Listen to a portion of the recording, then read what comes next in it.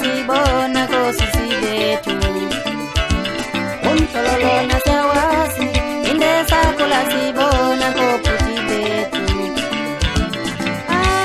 uyelele mama uyelele mama uyelele mama uyelele mama umhlololona siyawazi indesakhula sibona kophuti bethu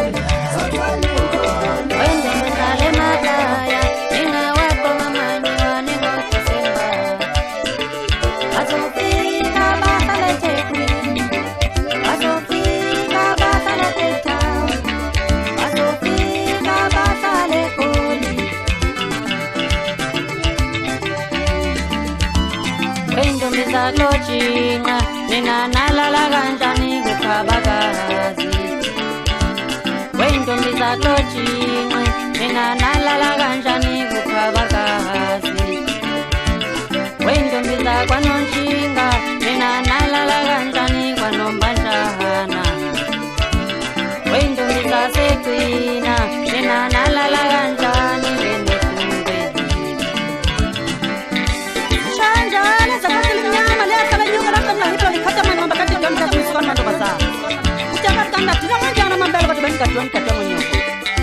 dia kata sih tentang waktu kan pelak mulak kejualan dagang coba saya kalau orang bangun saya masih mungkin dah salah lu mana jangan kalau aku jangan bagi aku jangan jalan kita bakal bakal lupa lepas sudah nak jalan macam jangan lah dia dan pakai dah kejualan sekarang ni sudah kumla jangan jangan jangan jangan kita sama kemana kumla mal makal sambil ada kumla pesan sah pesan jam jangan pakai depan seko dulu sih mana dulu lah pernah saya macam jangan jangan pakai bangalu nggak sampai pendek macam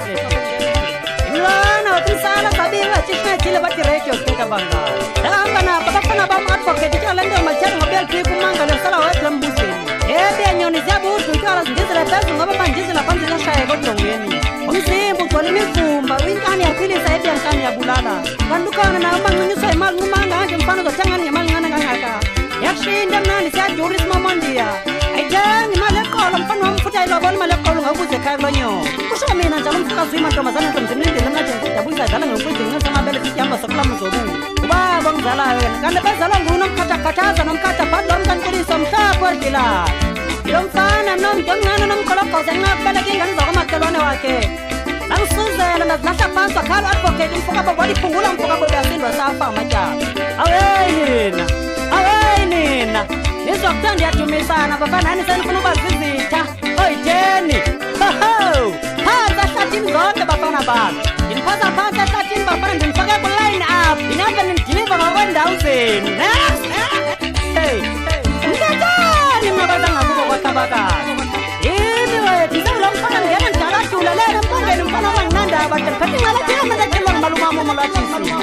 Ayo weh. Wah, sabang musa kau punggula. Wah, tanah pasti habis. Hari kini jika kau bawa panah bawa bela ni pun sedang nama maspan. So cara simpel cepat maka saya tempat sini selepas tempangi. Gua culi lah, nama panah gua culi lah.